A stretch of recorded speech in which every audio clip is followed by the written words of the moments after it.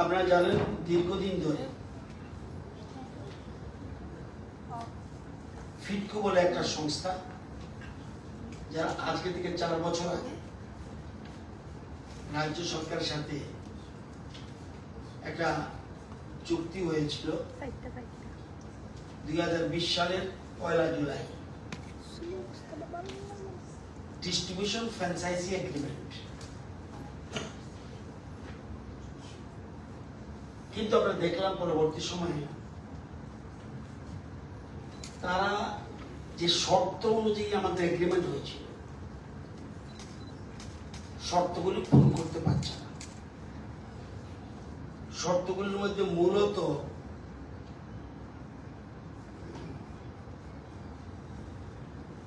গ্রাহক পরিষেবা যে দেওয়ার কথা ছিল তারা দিচ্ছেন না প্রপারলি। 2, নিয়মিতভাবে বিদ্যুতের মেরামতি, মেইনটেনেন্স যেটা বলি আমরা, সেই কাজগুলো তাদের বিরুদ্ধে গ্রাহকদের অসংখ্য অভিযোগ, এবং অভিযোগগুলো হবে না, এগুলো আমরা তদন্ত করেছি, এটা প্রমাণিত হয়েছে।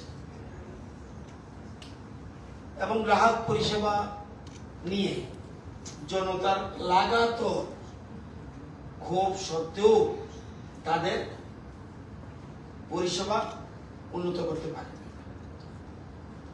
এবং এই যে আমাদের রাজ্য সরকারের দায়িত্ব হলো আমরা জনগণের কাছে দায়বদ্ধ।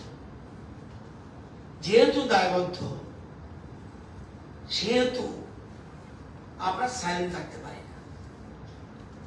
যখন এরকম করছে তখন একটা আমরা নোটিশ দিই, যদি অন্যান্য বিষয়ে অনেক নোটিশ দিয়েছি, কিন্তু 4 মার্চ 2024 আমরা নোটিশ দিই, বলেছি তোমরা ইমিডিয়েট পরিষেবা উন্নত করো, এবং উন্নত না করলে কিন্তু তোমাদের চুক্তি বাতিল হয়ে যাবে। টার্মস এন্ড কন্ডিশন তাই আছে। এরপরেও তারা পরিষেবার উন্নতি করতে পারলো না, এবং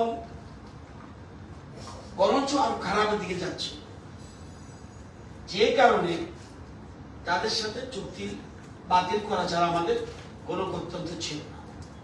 আজকে আমরা Fitco energy distribution company limited, এটা একটা distribution franchise of Tripura state electricity corporation limited, আজকে আমরা final notice of termination of distribution franchise agreement dated 1 July 2020 for Ambassa, Manu, Mohanpur and Sabroom, এগুলি electrical subdivision in accordance with the article 16.3.4 of the distribution franchisee agreement, 16.3.4 of the distribution franchisee agreement, সেই মোতাবেক আমরা তাদেরকে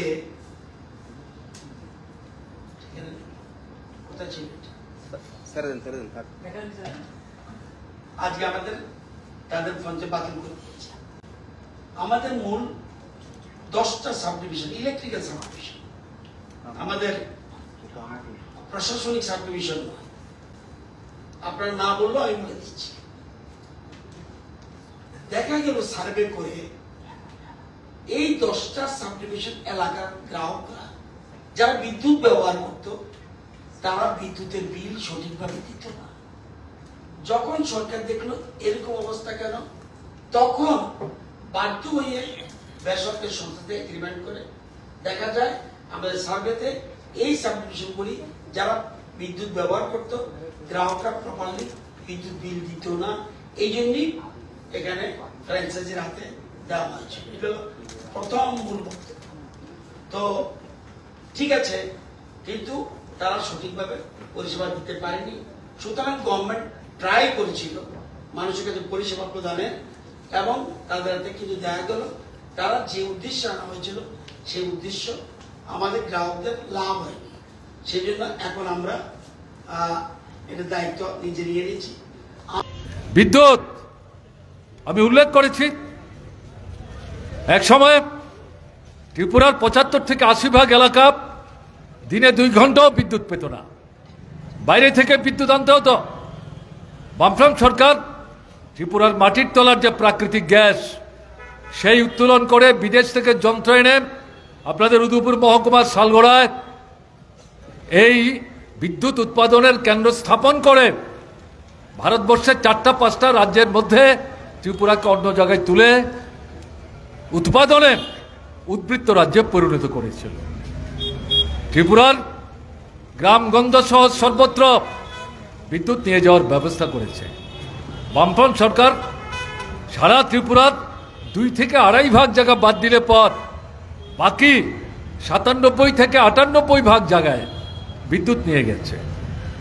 ত্রিপুরার বিদ্যুৎ অতিরিক্ত সবটা ত্রিপুরা ব্যবহার করতে পারে না। এই বিদ্যুৎ একটা ভালো পরিমাণ বাংলাদেশে বিক্রি করে বছরে সেখানে 65 থেকে 70 কোটি টাকা উপার্জনের ব্যবস্থা করেছে। ত্রিপুরার বিদ্যুৎ আমাদের পূর্ব ভারতের, উত্তর পূর্ব ভারতের আসাম সবচেয়ে বড় রাজ্য, আসাম সহ প্রায় 5 থেকে 6টা রাজ্যে এই বিদ্যুৎ বিক্রি করত। কেন্দ্রীয় সরকার ত্রিপুরা সরকারের সঙ্গে আলোচনা শুরু করছিলেন, এরপরেও যে বিদ্যুৎ উদ্বৃত্ত থাকে গেছে। বিদ্যুতের বাতি জ্বলে না, বিদ্যুৎ না থাকলে সেচের মেশিন চলে না, সেচ ব্যবস্থা বিপর্যস্ত। বিদ্যুৎ না থাকলে পর বিশুদ্ধ পানীয় জল মোটর ঘুরিয়ে মাটির তলা থেকে তুলে মানুষের ঘরে পাঠাবার যে ব্যবস্থা, গ্রামাঞ্চলে উল্লেখযোগ্য জায়গায় বিদ্যুতের অভাবে এখন এই বিশুদ্ধ পানীয় জল পাওয়া থেকে মানুষ বঞ্চিত হচ্ছে। বিদ্যুৎ এটা দৈনন্দিন আমাদের